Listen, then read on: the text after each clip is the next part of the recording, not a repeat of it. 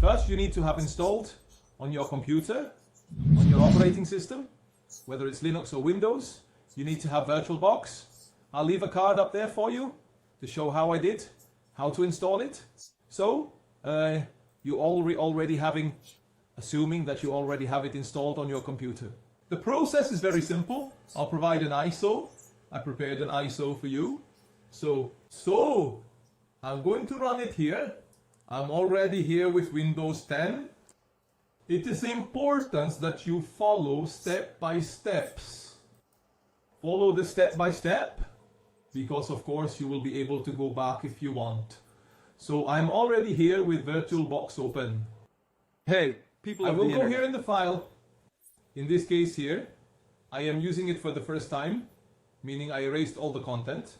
So I have it here. I will already make it available here on my desktop. I will copy to my desktop the file, this ISO. You will have it ready. They're all edited. The name of the file will be doastanet. You said, note that sometimes people ask, oh, is there a virus? Of course, I don't put viruses in the files. That's not my intention. However, there are old files where the antivirus detects something that it might recognize as a virus. So it's up to you if you want to. If you continue, you continue. If not, that's okay. Why? Because I know how to solve the problems. I believe many of you know how to fix them. Format, uninstall, run antivirus, but many also do not. So when you have doubts, don't push it. Therefore, I use Google. Here on my computer without a problem, and these are problems I've had here for 20 years, 25 years that I've kept. So it could be that there are old viruses that were not recognized by the antivirus programs of the time, and now they are being detected. But in many cases, the error, the message is false. You see, the detection is false. So I have here in my work line already on a machine that I will be making available to you. For you to download from now on, it's extremely important for you to pay attention. I will try to be as simple so you don't have difficulty. So I come here to new name. I'm going to put here Doris. Notice how interesting, look how interesting artificial intelligence is.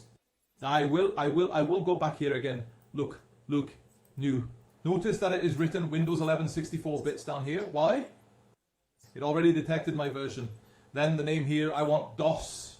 Look there, version 2. It already changed by itself down there, so you would only need to change the operating system. It changed it for you.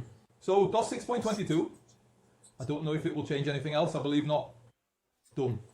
Down here you could choose, see? It already chose there is no DOS here. Put another one, and down here it already put DOS. There are several operating systems here. So it already did it by itself. You just have to type the name. So for amateurs, for those of you who have no experience with the system, it's very simple. It already helps you in almost 100%. So here, ISO image. Then I didn't select, I come here. Note that as I'm telling you, sometimes the interface is a bit different. In Linux, the interface is not like this, but it is very intuitive. It's in Portuguese, you just need to read. So here it's already asking for the name of the virtual machine. ISO image, then I go here, other, and I will select on my desktop, which is my case here, the Astaгаnet image. So far, easy, no problem. Follow through. They already asked you here what you want. You can change the virtual machine's hardware and set the amount of RAM. The minimum it sets is 32 megabytes because MS-DOS only recognizes up to 64. So no need to change it, leave 32. Processors, 1. Why 1? I'm considering here that you're using an old machine. Yes. So an old machine from the 1990s, late 90s, early 2000s had only one core, one processor, so one CPU. Okay, moving on. Then he asked about the disk size. Note that he already suggested 500 megabytes. Why? Because FAT32, FAT16, it had a limitation of 504 megabytes, if I'm not mistaken. And then they created an extension, right? Made an improvement and applied the LBA, which was an abbreviation for Loud Brock Axis. Something like that. Yeah. I'm not sure if that's exactly the translation. I don't remember. So he could expand up to 2.1.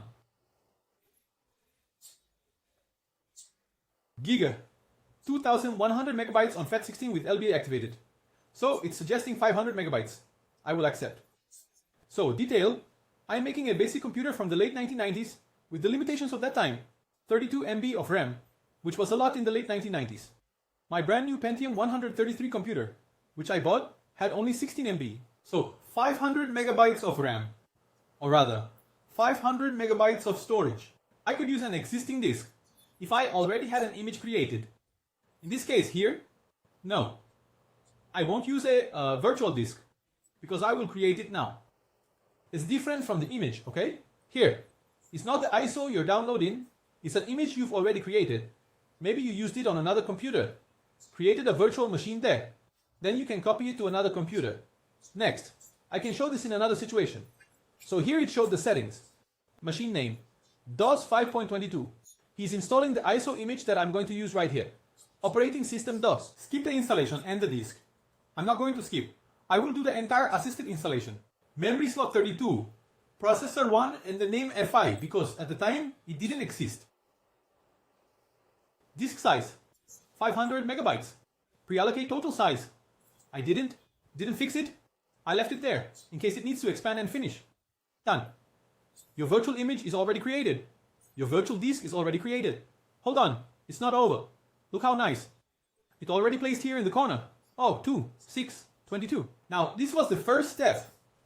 The first part for you to make your virtual machine. Man, it's awesome. I'm thrilled because I love doing this. I hope you're enjoying it. I hope you've already given your well-deserved like. I hope. Man, that... I freaked out, right? But I hope you already leave a like. Because man, I've had this on my mind for months. And I didn't put it into practice. And I decided here in an hour when I had time, I did it. And it worked, man. It worked. Sensational. Now that your virtual disk, or rather, now that your machine is created, you will now boot your machine. You have here, considering a computer of the time, I don't know what the processor is, the frequency put here. In fact, look how interesting. It already appears for you here. Bang, bang, bang, bang, bang. The screen is giving me a 9 megabyte video card. How cool. At the time, video cards were 512 kilobytes, 1 megabyte, 2.4. I even had one of 4 megabytes, then one of 8. Around the year 2000, I already had one of 8 megabytes. So, video card 9 megabytes. Then I scroll down. Look here, the sound controller. Sound Blaster 16. Dude, sensational. It will already give me sound from back then. Sound from May 16. Wow, man, really good. It's giving me a network that I'm not going to use because in MS-DOS I didn't get to use it. I'm being honest. I didn't get to use the network in the MS-DOS fashion, especially in Windows. One of these days I'll do some experiments. It doesn't have USB, it's disabled. Back then it didn't exist. Share pass. I'm not sharing. Okay, I'm going to start the machine. Cha-cha-cha-cha. Now you're going to see your machine starting up. It should have already shown the image on the screen here, but I don't know why it ended up this small. It's booting the VM and it's saying 0%. See? The process I do within Linux is different from here. It opened, it executed, I minimized the screen here, and it appeared behind. Look how cool. I will try to enlarge this screen, because it has already changed. Let me see if there's a place here to expand this interface. Oh dear. I will turn it off again. I'm going to turn it off. I'm going to see if I can improve this interface. So I come here, video memory, let me see this here, settings. It must be at 640 by 80. I'm using a full HD monitor here, so I would either have to reduce my screen, or I would have to increase it a little. So, I go here to display, I go to full HD. In Portuguese? So using here, let me see if there is no scaling factor, all the monitors, 100, 200. Could this here be the zoom? I don't know if it would be the zoom. It will have a small screen, I'll have to record it small, so when it enlarges, maybe it will be pixelated. So let me choose 200, just to see if it will be like that. Then start the machine again, it comes here and makes a little face here. A little square in the corner, which is different from Linux. But it doesn't matter. I think I don't even need to keep repeating this, because I think they've already understood what it was, in case there's something different. Ah yes, there we go. I increased the window. So I increased it by 200%, look how cool. Note that I haven't even enlarged it yet. In editing, I'll enlarge it so it will be a bigger window. I'll go here in the corner, I'll remove this thing here, which is just appearance done. This here is the computer already. Look how interesting. It's an old one, by the way. The original ISO. It created a device and named it Banana. I could put Teganet there. Tegeros of the internet, but I left Banana. Then what did it do? It already enabled the CD-ROM in student mode.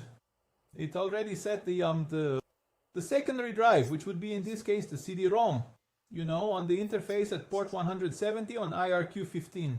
So for those who don't know, back in the MS-DOS era, you only had 15 IRQs. So 15 addresses, you have 15 things to operate. Above 15 there was no way it would conflict. So there is a list. 0 is the clock. 1, I can't remember off the top of my head. I know that 3 or 4 is the mouse. 5 is sound. 6 I don't remember. 7 is the printer. 9, 10 are usually a PCI card. So there's a little list with the IRQs. So the secondary ID was set to 15. And here, look how interesting. The letter A here, the ISO. The ISO recognizes it as a floppy disk. So if I do a dig here, look, I can see the partition here. Oh, see? Can you see? This here is ISO. The network recognized it as if I had the boot diskette. I think it's 1200 megabytes in mute with the files from MS-DOS. So I muted with the floppy disk that's inside the ISO. The ISO, when it boots this way. The letter A is the floppy disk, dir, then you have the MS-DOS files. Then, if you access C:, which would be the disk, look how interesting. C, invalid. That's why I said pay close attention. Invalid, why? I have to format the hard drive. The 500 megabyte hard disk was created and is not formatted. So I will have to use, notice here, dir p, look at the MS-DOS commands. Do you remember? You will use them. Do you see the commands? I have here the basic commands. The C is the attrib check disk, del3 delete the M in the middle of memory management. Fdisk to create the disk partition and a series of others there. Now I already know that C will be the blank disk. And the letter R is the CD-ROM. So letter R is all the content that's in the ISO. Look how interesting. Man, amazing, amazing. This here is the content from EC22, which is the name of the disk. This here is all the content I prepared within the ISO. So you have the installer of the CD-ROM, the CD Pro. Why the installer? Because after I remove the boot from the ISO and start using C:, I need to have the CD-ROM installed to access the ISO. And even to access an external CD-ROM. You can only have the ISO and then add the games as if you were copying them into the normal hard drive. So when you type /p, it will stop. Then you have the DOS folder with all the installed files. Then you have the games folder. If you go inside, you find there are a variety of things, mouses, then the installers. I am already making available to you here inside the games, a folder with utilities which can be useful, that's why they aren't useful. The folder with Windows 3.11 installer. Windows 95 CD, which is also an installer, and Windows, which is the installed folder. Wow, man, wow. Then you'll type here disk/p. You'll see that I created, or rather I did it wrong, disk/p, C:/all.bat, bat, which are the batch files. There's the autodet which is the standard executable of MS-DOS there. Some commands that it adds there. The C, it's a command there to create a disk. So inside this ISO you can create a floppy disk. From here you can create a bootable floppy disk. He already set this up in here. So I don't know if it was already created. I didn't even test it because I have another way to create the floppy disk. The copy atd is what will perform the installation I prepared for you. But it will only work after you run fdisk. What I am doing now, you are going to create a partition. Because there is no partition. You create primary partition. It's in English because the boot, that I got is in English. It's an old one. And it's asking if I want to create the capacity of the disk. Yes, done, created. We told him to insert the floppy disk. Look, it's already there. It's restarting. It's restarting as if it had the floppy disk. And again, reading. There it is. Then he says the following. The CD-ROM will install again. The CD-ROM will be on letter R, if I'm not mistaken. I mean, it's letter R. Drive R. So R. I had already done this boot before, this reading. So what does it say? C: says invalid. Why invalid? Because in MS-DOS, when you create the partition, now, if you format this partition, so I will abort here or fail, it will abort, a colon. So what are you going to do? Format it. Now look, for for you to be able to boot from C colon, you will have to do this process. Format/S. Why/S? Otherwise, you will have to give a sys.com later. So, if I'm speeding you up to do everything at once, you will format C colon, or rather, format/S of C colon. You will format and then install the operating system within C, which is the IO system, installation system, command com. You press enter, and it will format very quickly because it is a virtual image. And then I will write here, you can say whatever you want with up to 11 characters. So I will put here, hard drive, games 2, let me see, 2710, done. Then it showed there, look the size, 523 million, right? In this case, it would be 523 megabytes. And I used 212 kilobytes for the system file. And it showed the remaining available, which is 523 there's little left. Now, if I take in C colon dir, and there is the operating system, I'm not going to boot from C yet. I'm going to do that little command now. Watch. This is the trick. So, please, the trick, dir/p, all underscores, execute copy everything, not C no.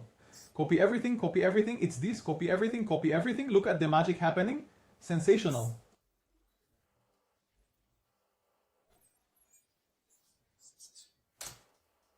Then, read. You will have, look, execute the commands directly from the CD-ROM. That's what's being done. And always choose the directory option.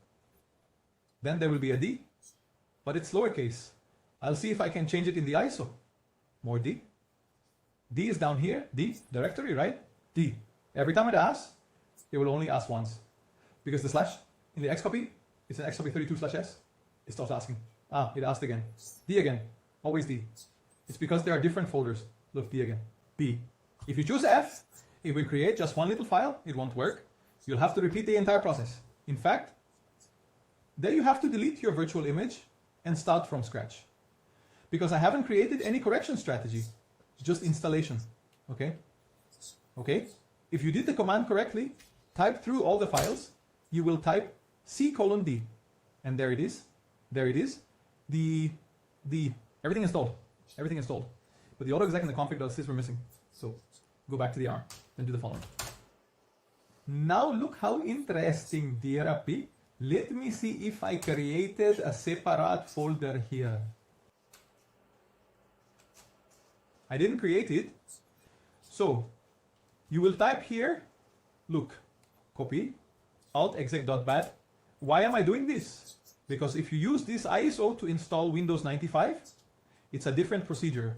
That's for the next video, which you will definitely like too.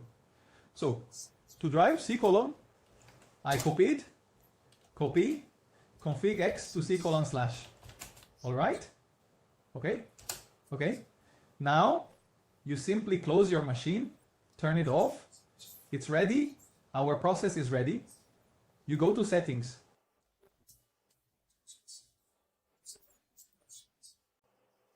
And in the system here, you have a boot. So, when you are going to boot from the hard drive, you disable the floppy disk here, which I will do in a simpler way. Disable. Okay, ready? That's it. Now you start your machine. Then you'll see it again. Sensational.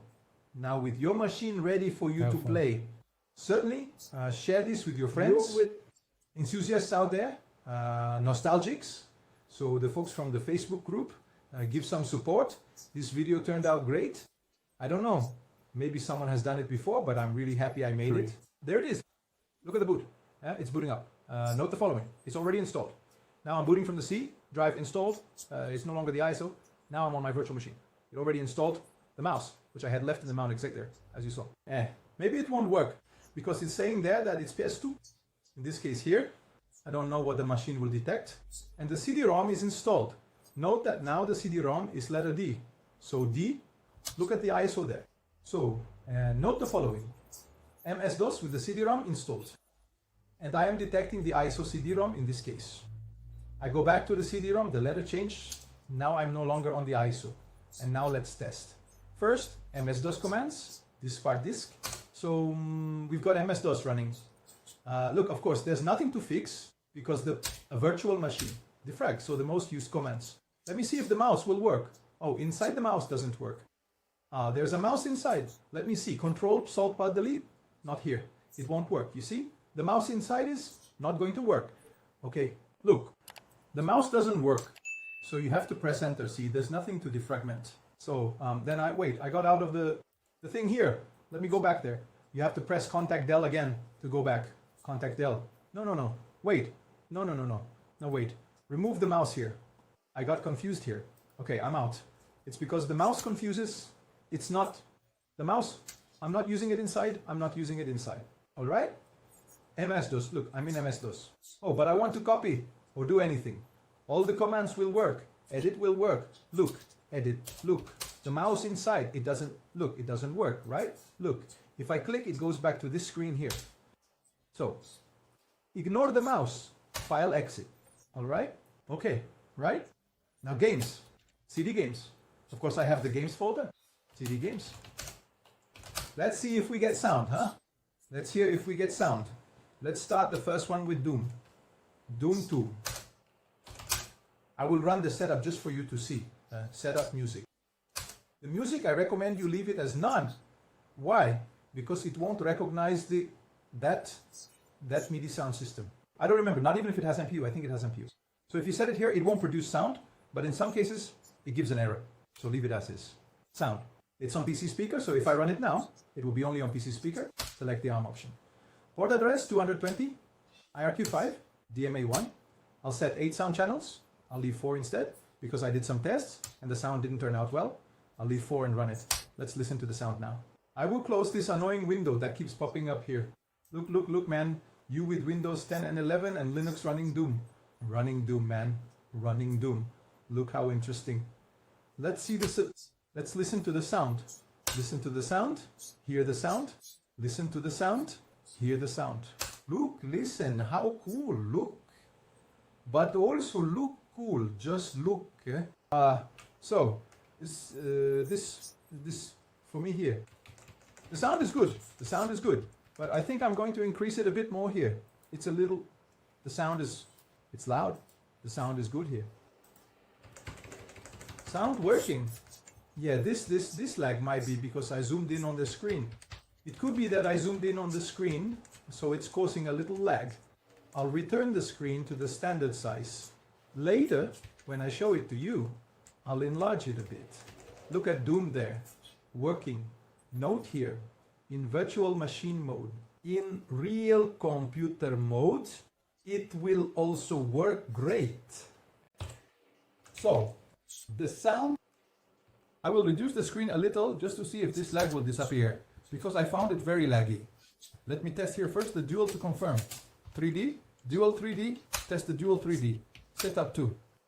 Same situation sound, look here. This is the sound. FXD is the sound. Sound Blaster. Yeah, note that this RQ is 10. I have to change it to 5, because 10 is 10,005. And RQ5, DMA1, here also 1. See? Here I don't know if it is. I'll just leave it as 5. So, sound brush, I'll give a red 32, 8 voices, 16 bits. Sound test, 16 kilohertz. Test of the sound working. It's a bit low. I'll increase it a little on the speaker here. There you go, sound working, man. Sound working. That's awesome. And now, John, let's see if it will lag. If it lags, I'll reduce the zoom because the zoom will let me confirm. Duke Nukem 3D running on Windows 10 or Windows 11 or Linux. Man, it's sensational. Sensational. Now, depending on your screen, you won't have any trouble. The screen will stay at the standard size. Let me see if it will lag here. If it does, I will reduce it a bit because I have full HD. Yeah, it's not lagging now. Now notice that the resolution is ugly. Then you go to ESC option and the API. And it's on low detail. Low detail is usually for those with weak systems. Then I improved it. So, for the time then, it's already fine. There. Yeah, here it's not lagging. I think it's a thing of... I feel like it's as if with bigger pixels, but it might be the zoom. If you don't use it here, you can remove it from the screen, as I'm not using it. Wow. Damn, man. I think I deserve the like. I'll put a trick here. DNS2 for everyone, all the weapons. Poor guys, I'll feel sorry for them here because no one's gonna stand a chance, right? They're destroying everything. So the detail is that there's a trick which is for, he doesn't like to use the term God mode, right? He says invincible denka Royce. This was something a friend from classes taught me back then when I was still learning, right? Memorized it to this day in 1996. And he gave me the Discord. Usually you don't have to adjust ours because the shot already goes towards the target. So there's no need to adjust ours to move up or down. The space bar, let me see, the alt and jumps that jump. Let me find the letter A. The letter A jumps because I'm using a laptop. I'm using the keys below the next one. I had thrown the metric below delete, end, page down. So the letter A jumps and the letter Z crouches. There must be other commands that I won't remember. It's kind of laggy now. Oh, it got a bit laggy here. I don't know if I pressed the button. Let me see. No, here's the map. I might have pressed the button that made it slow. I pressed Q here, spacebar, Alt. I don't remember, it got a bit slow. I'll restart it here. Why? I didn't need to use the CD. The setup I could have used what's direct. right? Let's see if it will get better now. Because it lagged as if I had pressed the key that reduced it.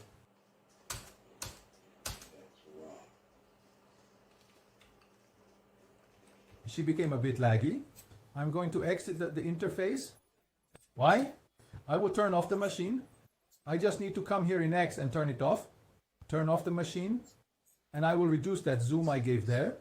In settings, display. I will go back here to 100%. 100%. Here is the controller. I usually do not touch it. Okay, let's start again. Then it will start as if turning on the machine.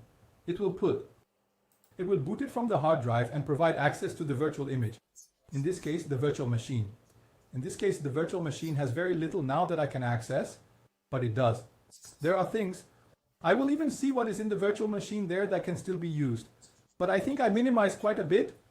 I didn't leave too much to clutter, no? See? Now the virtual machine started with the image slightly smaller. In this case here, I'm in full HD, but on the monitor in 2024, 178. It will take up almost, yes, more than half. Yes, CD games. Duke 3D. Let's see if it's going to get faster now, since the resolution is without zoom. Look, I think it does. The image even looks better. Little sound working. Yes, really in this mode here. It has to be on automatic, man, to prevent that lag. That's it. Cool. But it's not over. It's not over. Hold on. Oh. Hold on. I know you're already happy, eager to play. But look, if I type win here, it will enter. Look how cool, dude. Here you get the file manager. You get and run the game from here, see? Look, here's Mario. How cool. Here's little Mario. Look at Mario there. Taram, taram, taram. There's no music here. Look at the speed, dude. Yeah, here it's really fast, huh? Look. Rocket. Look.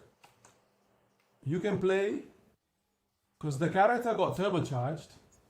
It's like he took powdered guarana, right? Huh. Man, sensational, dude. Sensational. I'm very happy. I hope he's happy too.